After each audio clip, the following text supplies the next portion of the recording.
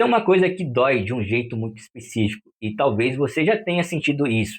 Você estava conversando com alguém normalmente, a conversa parecia viva, existia troca, existia interesse, existia expectativa, e de repente, silêncio. Nenhuma explicação, nenhuma despedida, nenhuma conversa difícil, nenhum encerramento, só desaparecimento. Hoje a gente chama isso de ghosting, mas o ghost não é só alguém que parou de responder uma mensagem. O ghost é uma experiência emocional e às vezes é uma experiência muito antiga dentro da gente. Porque quando alguém desaparece sem explicação, o que dói não é só a ausência da pessoa. O que dói é o vazio que fica no lugar da resposta que nunca veio. A nossa mente não gosta de vazio, ela tenta preencher. E quando não existe explicação, a mente inventa uma. Talvez eu falei algo errado, talvez eu fui intenso demais, talvez eu demonstrei interesse demais, talvez eu não fui suficiente, talvez eu magoei essa pessoa sem perceber, talvez eu tenha sido descartado, talvez eu não mereça explicação nenhuma. Percebe o que acontece aqui? O silêncio vira uma história, e quase sempre uma história contra nós mesmos. Porque quando não existe encerramento relacional, a nossa mente entra em estado de busca. Ela tenta entender, ela tenta organizar, ela tenta dar sentido. Mas o ghost não oferece sentido, ele oferece dúvida. E dúvida emocional prolongada cansa o nosso sistema nervoso. Muito mais do que uma rejeição direta, porque uma rejeição direta dói, mas termina.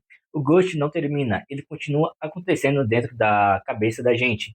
Dias depois, semanas depois, às vezes anos depois. E existe um motivo psicológico muito profundo para isso acontecer. Existe uma teoria de um psicanalista chamado Winnicott, que ajuda a entender algo importante aqui. Ele dizia que a gente não tem medo de coisas imaginárias. A gente tem medo de coisas que, de alguma forma, já aconteceram com a gente antes.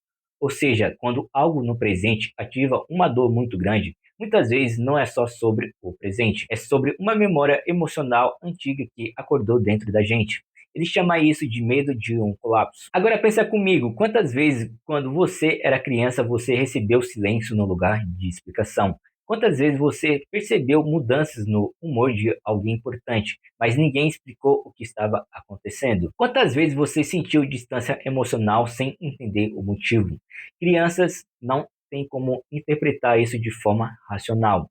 Então, elas fazem a única coisa possível, elas tentam explicar sozinhas e quase sempre chegam à mesma conclusão. Deve ter sido culpa minha. Porque para uma criança é menos assustador acreditar que ela errou do que acreditar que quem cuida dela falhou.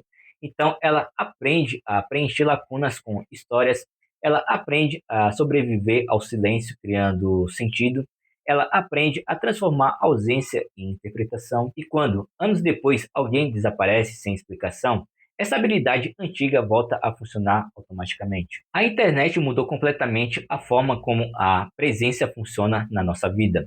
Antes da internet, alguém podia simplesmente não estar disponível.